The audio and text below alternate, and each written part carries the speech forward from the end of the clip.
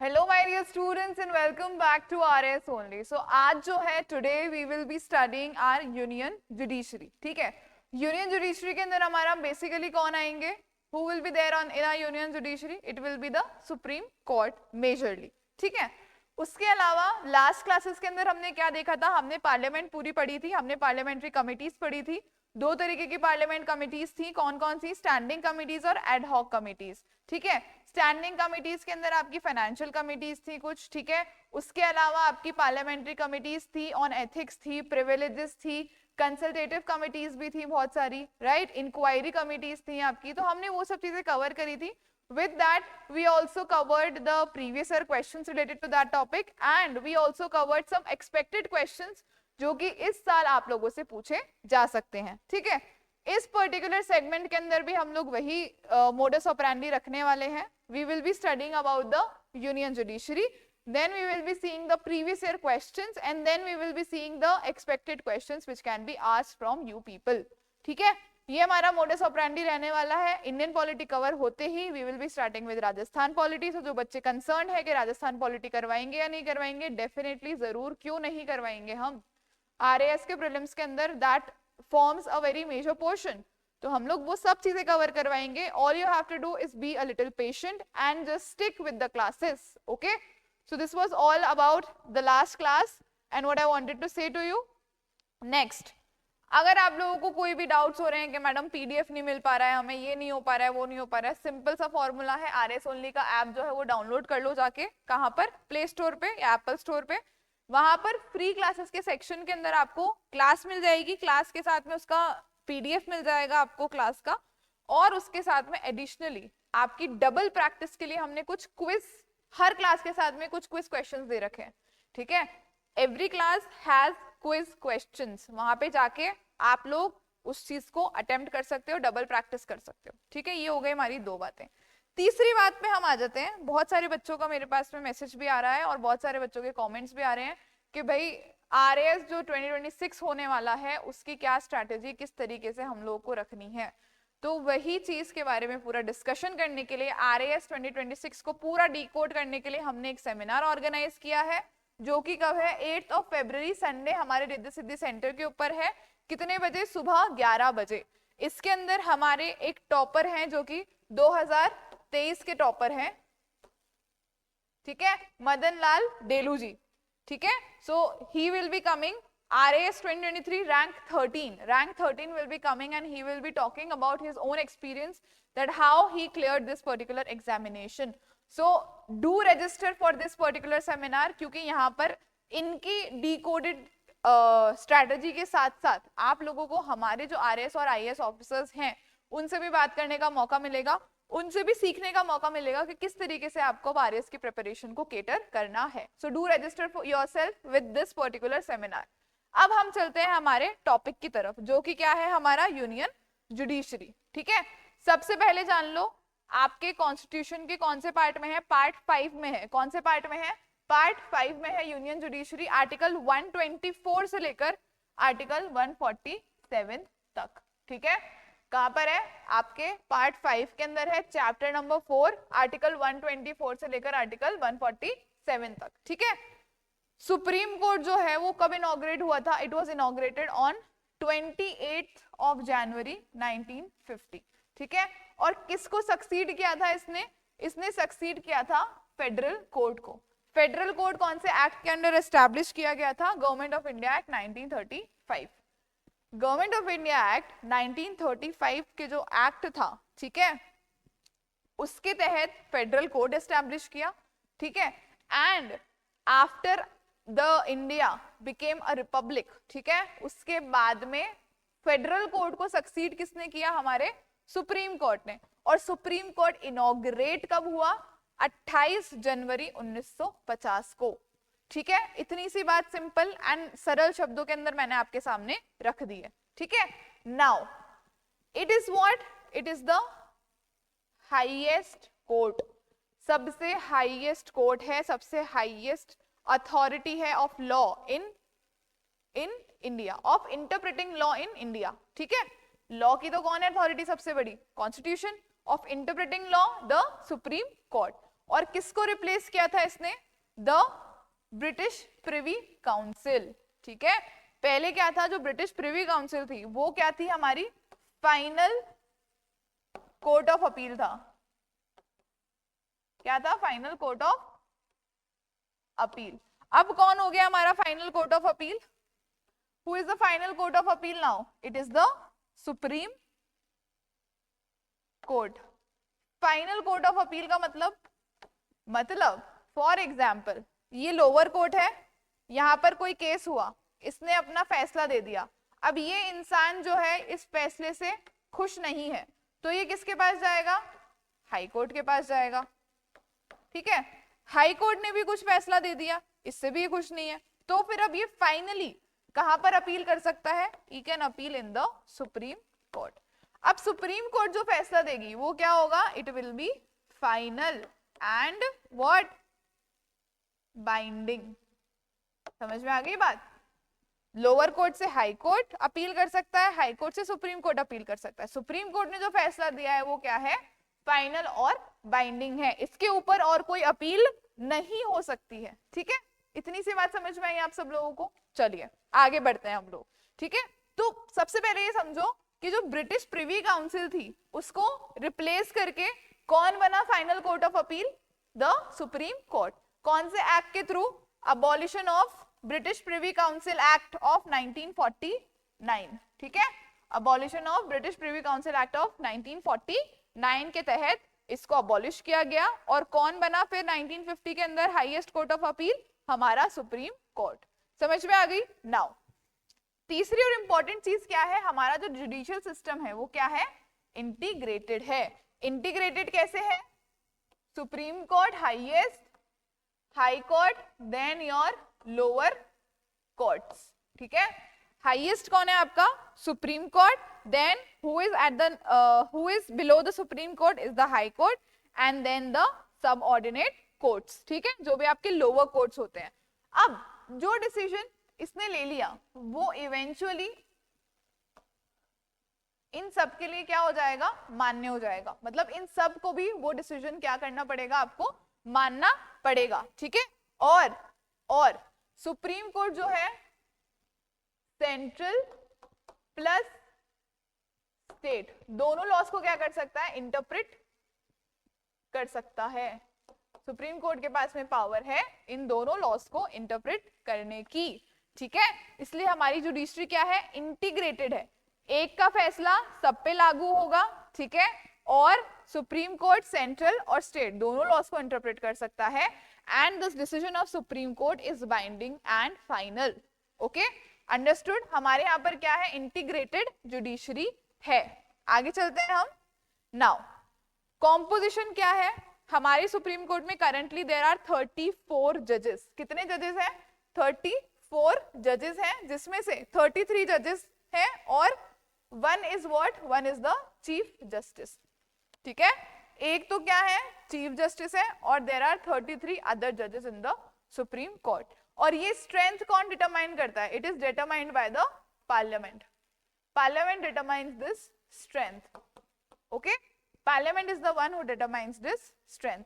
जितने भी जजेस हैं वो किसकी, कौन अपॉइंट करता है उनको? The president. कौन अपॉइंट करता है? प्रेसिडेंट अपॉइंट करते हैं किसको? जितने भी जजेस हैं उनको, ठीक है। नाउ व्हाइल अपॉइंटिंग द जजेस, ठीक है, व्हाइल अपॉइंटिंग द जजेस, consultation with the chief justice of India and other जजेस as the president deems necessary is obligatory under article 124। मतलब प्रेसिडेंट अपनी मर्जी से नहीं कर सकता appoint, president has to consult who? The chief justice and the senior most जजेस of the supreme court, okay, और द जजेस ही seems to take consultation from, ठीक है।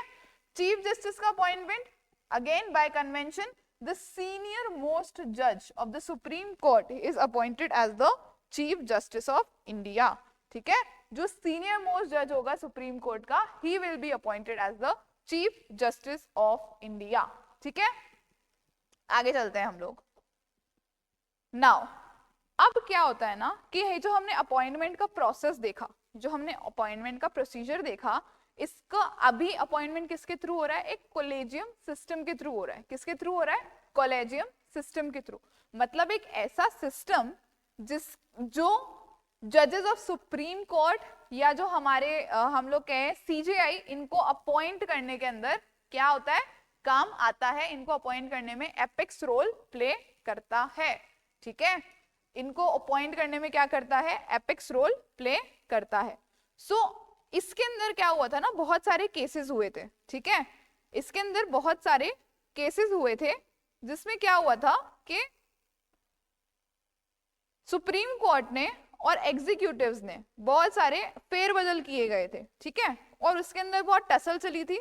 तो हम लोग जो है फर्स्ट जजेस केस से लेकर आज तक का जो सिस्टम है, ठीक है, उसको हम लोग क्या करने वाले हैं? स्टडी करने वाले हैं. ओके, नाउ सबसे पहले कोलेजियम सिस्टम देखो क्या होता है. Collegium system is a what? Is a judicial innovation for what? For appointing जजेस. ठीक है, एक जुडिशियल इनोवेशन है किसके लिए? जजेस को अपॉइंट करने के लिए. Okay, on the interpretations of the world consultation. ठीक है, on the interpretation of the world what? Consultation. President has to consult with the whom? With the CJI and the senior most judges, right? तो अब इसके अंदर क्या हुआ ना, बहुत सारे इस वर्ड कंसल्टेशन को डिफरेंटली इंटरप्रेट किया गया. ठीक है, और इस डिफरेंट इंटरप्रिटेशन के अंदर क्या हुआ? फर्स्ट जज केस हुआ, सेकंड जज केस हुआ, थर्ड जज केस हुआ और फोर्थ जज केस हुआ. अब ये जज केसेस क्या थे, ये हम लोग एक एक करके समझेंगे. सबसे पहला फर्स्ट जज केस हुआ. ठीक है, फर्स्ट जज केस को और क्या बोला जाता है? SP Gupta versus union of India. इसमें सुप्रीम कोर्ट ने क्या कहा कि जो वर्ल्ड कंसल्टेशन है, कंसल्टेशन जो कि प्रेसिडेंट को लेनी पड़ती है, that is not concurrence. Concurrence मतलब that does not means concurrence. Concurrence मतलब agreement. Agreement by whom? Agreement by the president. मतलब जो भी कंसल्टेशन प्रेसिडेंट को दी जाती है, जरूरी नहीं है कि प्रेसिडेंट उसके ऊपर अग्री करे ही करे. समझ में आ गई बात? फर्स्ट जज केस के अंदर 1981 में ये बोला गया. The supreme Court itself ruled कि भाई कंसल्टेशन का मतलब कॉन्करेंस नहीं है, और it only implies what? Exchange of views. बस उनके व्यूज मांग रहे हैं. अब it is upon the president whether the president has to agree on those views or he does not have to agree on those views. Now अब इससे क्या हुआ? इससे हमारी जो जुडिशरी थी, ठीक है, उसके अंदर एग्जीक्यूटिव का से ज्यादा हो गया. ठीक है, फॉर एग्जाम्पल अब देखो प्रेसिडेंट यहाँ पर क्या बोल रहे हैं? जरूरी नहीं है प्रेसिडेंट इन व्यूज को माने ही माने, कंसल्टेशन को माने ही माने. तो अब प्रेसिडेंट किसकी एड और एडवाइस पे काम करता है? On the aid and advice of prime minister and the council of ministers. तो अब अगर प्राइम मिनिस्टर और काउंसिल ऑफ मिनिस्टर का से बढ़ जाएगा in appointing the supreme Court जजेस एंड द सीजेआई, ठीक है, तो डोंट यू थिंक कि इस चीज का मिसयूज हो सकता है? एग्जीक्यूटिव का जो पावर है वो बढ़ सकता है, और इससे जो हमारा बैलेंस ऑफ पावर है एग्जीक्यूटिव, लेजिस्लेचर और जुडिशरी का, वो खराब हो जाएगा. यस और नो? और जुडिशरी कहीं ना कहीं बायस हो सकती है किसकी तरफ? एग्जीक्यूटिव्स की तरफ. तो इस चीज को क्या बोला गया? दैट इन द सेकंड जज केस, पहले ये डिसीजन दे दिया सुप्रीम कोर्ट ने, फिर इसको क्रिटिसाइज किया गया. ठीक है, that executive had the final say in appointments as the CJI's opinion was not binding. और क्योंकि एग्जीक्यूटिव का फाइनल से था, तो किस चीज को ये हैम्पर कर रहा था? It was hampering the independence of judiciary. Yes or no? It is eventually hampering the independence of judiciary. Yes. Why? Because अगर एग्जीक्यूटिव करेंगे ये काम, तो फिर इंडिपेंडेंटली जुडिशरी काम नहीं कर सकती, उनको कहीं ना कहीं एग्जीक्यूटिव की सुननी पड़ेगी. Right? Then came your second जज केस. ठीक है, अब सेकंड जज केस कब आया आपका? 1993 के अंदर. इसके अंदर सुप्रीम कोर्ट ने रिवर्स कर दिया अपना पहले वाला स्टैंड, और उसने क्या बोला कि कंसल्टेशन का मतलब है कॉन्करेंस. मतलब जो भी व्यूज आपको कोलेजियम देगा वो आपको मानने पड़ेंगे. किसको? The president. The president has to be binding has to listen to what the collegium is saying, और उसी हिसाब से जो है क्या होंगे, सुप्रीम कोर्ट के जजेस का अपॉइंटमेंट होगा, ठीक है। सो कंसल्टेशन को यहाँ पर क्या बोल दिया गया, that consultation means concurrence, and over here from here there was the birth of what, collegium, ठीक है। द कॉलेजियम का बर्थ जो है वो यहाँ से स्टार्ट हुआ, और सीजेआई की जो एडवाइस थी it became what, binding on the president, ठीक है। और ये जो ये सीजेआई की जो एडवाइस है, ठीक है, ये किसके साथ में कंसल्टेशन के बाद में आएगी, विथ 2 सीनियर मोस्ट कॉलीग्स, मतलब सेकंड जज केस में क्या बोला, सीजेआई प्लस 2 सीनियर मोस्ट जजेस, ठीक है। इनके कंसल्टेशन के बाद में जो एक नाम आएगा, that will be becoming the जज ऑफ द सुप्रीम कोर्ट। कौन अपॉइंट करेगा इसको, प्रेसिडेंट। और प्रेसिडेंट को क्या करना पड़ेगा, अब प्रेसिडेंट को सीजेआई की बात को मानना ही पड़ेगा। सीजेआई का जो कंसल्टेशन है वो क्या होगा, बाइंडिंग होगा किसके ऊपर, प्रेसिडेंट के ऊपर, ठीक। अब ये हो गई हमारी 2 बातें। देन केम आवर थर्ड जज केस, ठीक है। देन केम आवर थर्ड जज case following a presidential reference under article 143, ठीक है। अब 143 आर्टिकल क्या कहता है, सबसे पहले ये समझो। 143 article gives what, that the president can consult whom, Supreme Court, in the matter of law, ठीक है। The president he can consult the Supreme Court in matter of law। ये सुप्रीम कोर्ट का क्या है, ये सुप्रीम कोर्ट का advisory jurisdiction है, ठीक है। तो इसके तहत आर्टिकल 143 के प्रेसिडेंशियल रेफरेंस के तहत the supreme Court it expanded the collegium to a body of whom, to a body of 5, मतलब now it will consist of CJI and 4 senior most judges of the Supreme Court, ठीक है। क्या बोला third जज case ने कि भाई अब जो है, अब जो कॉलेजियम सिस्टम जो पहले CJI प्लस 2 सीनियर मोस्ट जजेस था, अब वो क्या हो गया है, CJI प्लस 4 सीनियर मोस्ट जजेस हो गया है, ठीक है। और रूल ऑफ प्लूरैलिटी क्या था इसके अंदर, that if even 2 judges give an adverse opinion, the CJI should not send the recommendation to the government। मतलब इन 5 में से, ठीक है, इंक्लूडिंग द CJI, अगर इन 4 में से कोई 2 भी एडवर्स ओपिनियन दे रहे हैं अपना, मतलब किसी एक कैंडिडेट के खिलाफ उनका ओपिनियन है, तो CJI can not recommend that name to the president। This was what? This was the rule of plurality, ठीक है। थर्ड जज केस समझ में आया आपको। थर्ड जज केस में क्या हुआ, इंक्रीज हुआ collegium with 1 CJI and 4 senior most जजेस, जिसमें से अगर 2 भी मना कर रहे हैं तो वो नाम आगे रेकमेंड नहीं होगा, ठीक है। देन केम योर फोर्थ जज केस। अब फोर्थ जज केस से पहले, फोर्थ जज केस से पहले 99th कॉन्स्टिट्यूशनल अमेंडमेंट एक्ट ने क्या लेकर आया था, नेशनल जुडिशियल अपॉइंटमेंट कमीशन, ठीक है।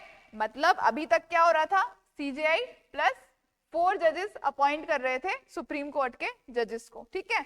अब क्या आया था आपका 99th कॉन्स्टिट्यूशनल अमेंडमेंट एक्ट के तहत आपके क्या आए थे, your NJAC was what, your NJAC was constituted, ठीक है। अब देखो यहाँ पर ना बहुत आपको सीखने को एक चीज मिलेगी कि भाई NJAC एग्जैक्ट में था क्या, ठीक है। NJAC में एग्जैक्टली था क्या कि उसको अनकॉन्स्टिट्यूशनल डिक्लेयर कर दिया गया था, ठीक है।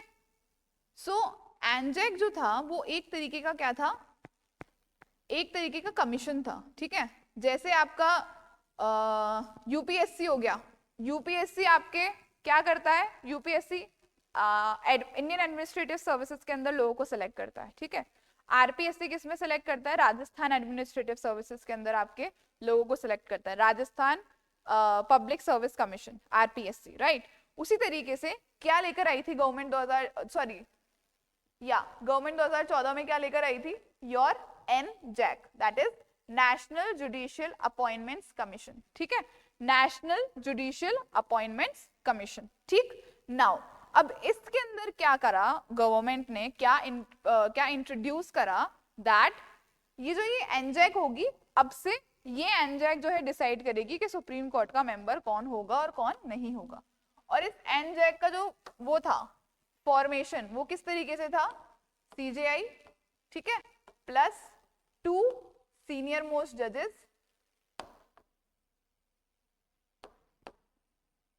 ऑफ सुप्रीम कोर्ट, ठीक है, सीजेआई प्लस 2 सीनियर मोस्ट जजेस of supreme court plus union law minister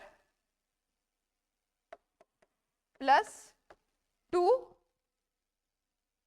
eminent jurists, मतलब जिनका लॉ के मामले के अंदर बहुत अच्छा काम है, those who are very much well expertised in this particular field.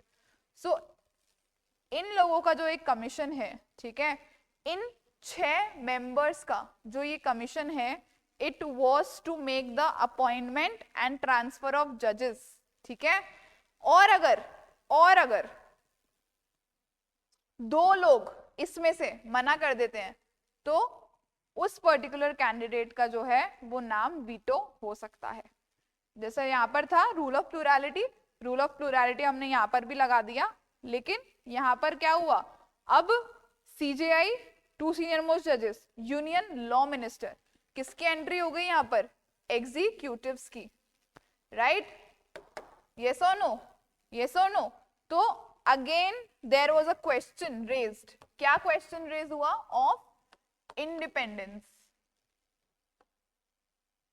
independence of whom, independence of the judiciary, or independence of the judiciary is what, it is a basic feature of the constitution, it comes under the doctrine of your basic structure, ठीक है।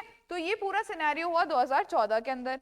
तो फिर इसके ऊपर supreme court ने संज्ञान लेते हुए क्या कहा, 4th जज केस के अंदर 2015 में the supreme Court it struck down the 99th constitutional amendment act, जिसने क्या बनाया था, जिसने आपका एनजैक बनाया था, और एनजैक को क्या बोल दिया, एनजैक इज अनकॉन्स्टिट्यूशनल। क्या है, एनजैक अनकॉन्स्टिट्यूशनल है, क्यों, क्योंकि इंडिपेंडेंस ऑफ जुडिशरी को क्या कर रहा है, it is compromising the independence of judiciary, जो कि क्या है, हमारे कॉन्स्टिट्यूशन का एक बेसिक फीचर है, ठीक है। और रिजल्ट क्या हुआ, जो हमारा पहले वाला कॉलेजियम सिस्टम था, it was restored and it remains the current method of appointment, मतलब अभी करंटली क्या है, again CJI plus 4 senior most जजेस, एनजैक हटा दिया गया, पुराना वाला सिस्टम वापस से रिस्टोर कर लिया गया, ठीक है। आई होप आप लोगों को समझ में आया होगा first, second and third and fourth जज केस क्या है क्या नहीं है, right. Now moving on to the qualifications and tenure. अब as per article 124 what are the qualifications of a supreme court judge, ठीक है। सबसे पहली qualification, he must be a citizen of India, ठीक है। और उसके अलावा he must have been what, a judge of high court for 5 years or an advocate of high court for 10 years or a distinguished jurist in opinion of the president। समझ में आई आप लोगों को बात। नाउ एज लिमिट कितनी होनी चाहिए, retirement age is what, 65 years, 65 साल में इनका रिटायरमेंट होगा, excuse me. The oath it is administered by the president और an authorised person as per article 60 और 124, ठीक है। Oath is what, administered by the president, and if the president is not present then it can be done by an authorised person who is authorised under article 60 और 124, ठीक है। Post retirement जजेस are prohibited from pleading और acting in any court और before any authority in India. समझ में आ गई बात। आफ्टर रिटायरमेंट कुछ भी नहीं है, आफ्टर रिटायरमेंट बस आप रिटायर हो गए हो, उसके बाद में they are prohibited from pleading और एक्टिंग इन एनी कोर्ट और before any of the authority in India, ठीक है। So this was all about your what, about your supreme court. उसके अलावा सुप्रीम कोर्ट का क्या फंक्शंस होते हैं, क्या चीजें होती हैं, वो हम इस पर्टिकुलर जो हमारी वीडियो सीरीज है उसके नेक्स्ट पार्ट में देखने वाले हैं। अभी तक हमने जो भी चीजें पढ़ी हैं, ठीक है, अभी तक हमने जो इवोल्यूशन ऑफ कॉलेजियम सिस्टम देखा या फिर हमने कॉम्पोजिशन ऑफ हमारा सुप्रीम कोर्ट देखा, आई होप आप लोगों को वो सब चीजें समझ में आई होंगी। नाउ लेट अस सी सर्टेन प्रीवियस ईयर क्वेश्चंस, ठीक है। प्रीवियस ईयर क्वेश्चन देखो, बहुत डायरेक्ट क्वेश्चन आया था, which constitutional amendment act dealing with national judicial appointments commission was declared unconstitutional by the Constitution Bench of the Supreme Court. 2021 का आपका question है, बहुत डायरेक्ट क्वेश्चन है ये. क्या होगा इसका आंसर? हम सबको पता है कौन सा था. 99th कॉन्स्टिट्यूशनल अमेंडमेंट एक्ट था. यस और नो? अभी हमने जस्ट देखा that the Supreme Court it struck down the 99th Constitutional Amendment Act of, right? So this is our correct answer. Okay. एक और क्वेश्चन देख लेते हैं. The provision, the age of a judge of the Supreme Court of India shall be determined by such authority and in such manner as Parliament may by law provide, was inserted by which amendment? So it was inserted by your 15th Constitutional Amendment. Now these are the kind of questions which are being asked. ठीक है, अब ये 2018 का question है. ठीक है, अब देखो आप यहाँ पर आपको एक चीज देखने को मिलेगी कि यहाँ पर ना there is a blend of facts as well as what, as well as your critical analysis. ठीक है, दोनों का concepts और facts का blend तरीके से पूछ रही है, तो उसी तरीके से आप लोगों को प्रिपेयर करना है अपने आप को. इसी के चलते हम लोग कुछ एक्सपेक्टेड क्वेश्चंस देख लेते हैं. With reference to the Supreme Court of India, consider the following statements. First, the provisions relating to the Supreme Court are contained in Part 5, Chapter 4 of the Constitution. Absolutely correct. बिल्कुल correct statement है, हमने just discuss किया. Now, the Supreme Court was inaugurated on 28th January 1950. सही है बिल्कुल statement, हमने पढ़ा था ये भी. Now, next, the Privy Council continues to function as the highest appellate authority for India. Does it? No. Why? Because it was abolished. It was what? It was abolished under your Abolition of Privy Councils Act of 1949. और कौन बना फिर highest appellate authority? The Supreme Court, right? So third statement is what? Wrong. First and second are correct. So 1 and 2 only is your correct option. ठीक, आगे चलते हैं हम. The first judge's case held that consultation means concurrence, executive has primacy, judiciary has primacy, anjac is valid. एनजैक तो कहीं आया ही नहीं था फर्स्ट जस्ट केस 1981 के अंदर. Consultation means concurrence. उसने क्या बोला था? Consultation does not mean concurrence. Judiciary has primacy. No. जब वो बोल रहा है consultation does not means concurrence, मतलब वो किसको प्रेमेसी दे रहा है? एग्जीक्यूटिव को प्रेमेसी दे रहा है. So the executive had primacy as per the first जजेस केस. ठीक. सो आई होप आपको ये कॉन्सेप्ट क्लियर हुआ होगा कि किस तरीके से हमारा कॉलेजियम सिस्टम इवॉल्व हुआ है, कौन कौन से केसेस इन्वॉल्व थे, हमारा जो सुप्रीम कोर्ट है वो कौन से आर्टिकल्स के अंदर आता है हमारे कॉन्स्टिट्यूशन के अंदर, किस तरीके का उसका कॉम्पोजिशन है. ठीक है, it is the highest source of appeal. Yes और no? Highest platform to appeal in India, right? So these were all the things, basic things which were there about your union judiciary. In the next part of this particular topic, we will be reading about the, about the jurisdictions of the Supreme Court, और जो बहुत सारी चीजें होती हैं हमारे supreme court से related which are important from your exam point of view, plus जो हमारे CJIs रहे हैं इतने सालों तक, उस तरीके से हम लोग ये चीज कवर करने वाले हैं.